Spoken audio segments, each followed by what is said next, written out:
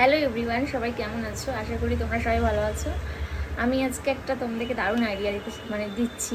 যারা যারা মনে করো ব্লাউজ পিস ঘরে পরে আছে, ছোট ছোট মেয়ে আছে যাদের, তারা কিন্তু এরকম একটা ড্রেস বানাতে পারো। শুধু ব্লাউজ পিস দিয়ে এই ড্রেসটা আমি বানিয়েছি, ঠিক আছে? এই যে দেখো, দাঁড়াও উঠি।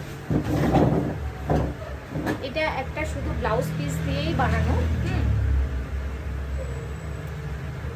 এই ড্রেসটা একটা বাচ্চার, মানে ওর মার ব্লাউজ পিসটা বেকার পড়েছিল।